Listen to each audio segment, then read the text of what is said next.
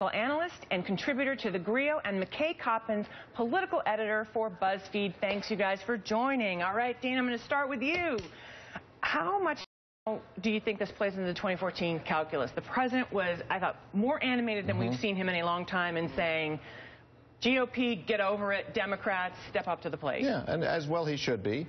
It's good to hear him doing that. I think a lot of Democrats need to hear the president saying that because they've been out there supporting this law before, and then the rug is pulled out from under them and something goes wrong. So it is good for him to be saying that. The problem is a lot of these Senate Democrats who are in danger are in those states with the Republican governors where Obamacare isn't going very well because of those Republican governors. So it's not necessarily going to work for the people who are in the most danger.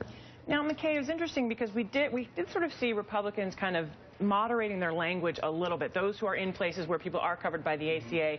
And actually, I want to play something from an ad that Kay Hagan, who's in a very tough race against Tim Tillis in North Carolina, put out this week.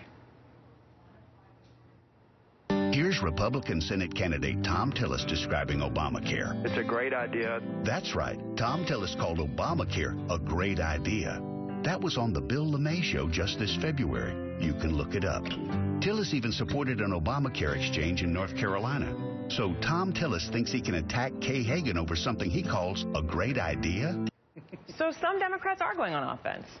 Yeah, absolutely. I mean, I think that like Dana said, it depends on the state you're in. But certainly as people become covered for the first time and as kind of the early wave of incredibly negative press coverage fades in memory, we're going to see a lot of people say, actually, I kind of like this. I don't really mind all these benefits of Obamacare, right? I do think that a lot of Republicans are also, it's interesting, I actually think as much as 2010 and 2012 were about Obamacare, this upcoming election, it's actually going to be a debate where both sides are owning their position in a way that they haven't in the past. And we're actually going to have a debate in a lot of states and a lot of these races about Obamacare that we haven't really had yet because it hadn't been fully implemented. And Jamel, to that point, though, some Democrats have expressed frustration because also that will be happening in the fall is the confirmation hearings of Sylvia Matthews Burwell, and their concern is that will take away from their offensive message and put them on defense.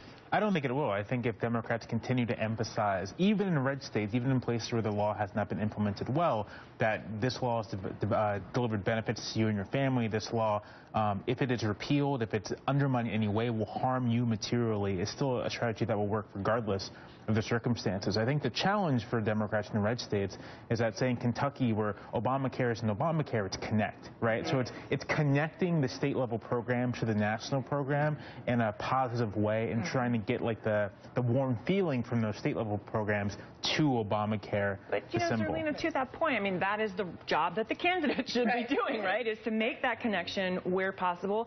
And the other thing is, you know, if you are, it strikes me, and the president kind of sounded off another message, if you are in a state where the governor or the legislature is blocking Medicaid expansion, we're talking millions of people. Like, why not take them to task for that? Right, and we're talking 10,000 people a year that will die because Republicans are blocking Medicaid. So we're talking life and death, and this is beyond the politics of it.